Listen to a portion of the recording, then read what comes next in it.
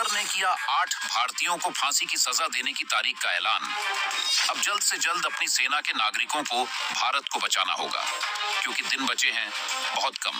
Bharat international court जाएगा या PM Modi लेंगे? कतर पर इजरायल जैसा एक्शन, रातों रात हुआ बड़ा फैसला। भारतीय नौसेना के 8 पूर्व अफसरों को मौत की सजा सुनाकर कतर ने भारत के प्रति अपना जहरीला रवैया उजागर कर दिया है। हमास को समर्थन देने के लिए लगातार आलोचना का शिकार हो रहे कतर ने भारतीय नौसेना के 8 पूर्व अफसरों को मौत की सजा सुनाकर एक नया मोर्चा खोल दिया है।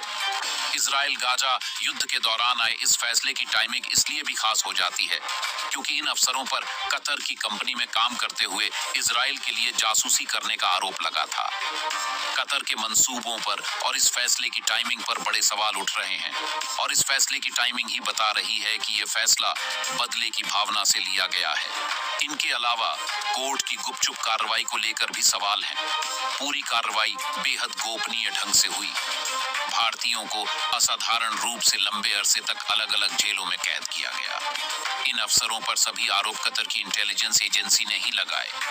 इस बारे में कतर की बाकी कानूनी एजेंसी को कुछ नहीं पता था।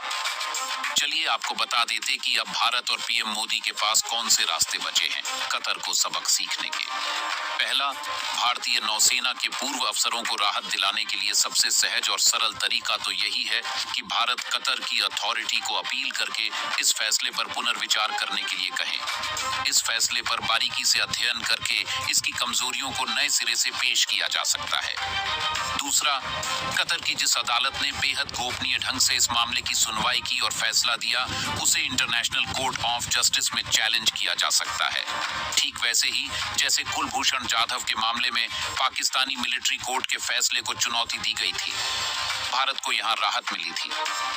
तीसरा, इस मामले में भारत अपनी कूटनीति का फायदा उठा सकता है। मिडिल ईस्ट में भारत के कई देशों से बहुत गहरे संबंध हैं। सऊदी अरब और यूएई की मध्यस्थता से भारत इन नौसेना अधिकारियों की रिहाई संभव करा सकता है।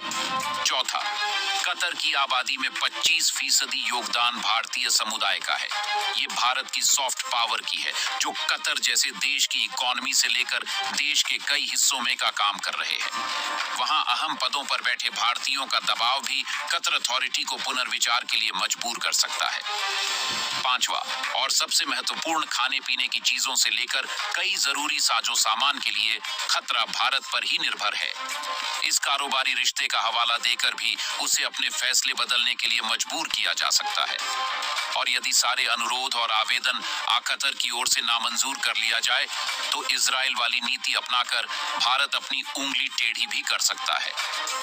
हमास को शरण देने और उसके प्रोपेगेंडा को आगे बढ़ाने के आरोप में इजराइल ने कतर के सरकारी मीडिया चैनल अल जजीरा पर कार्रवाई की है।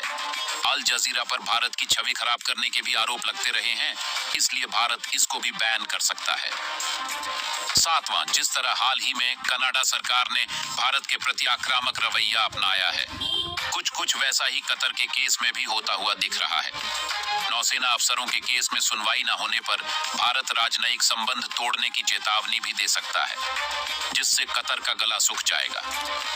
वहीं आपको बता दें, छुट्टियों ने चलते कतर ने सजा की तारीखों का ऐलान नहीं किया, लेकिन इन सभी भारतीयों को एक ही दिन सजा दी जाएगा, ऐसी खबर सामने आई है।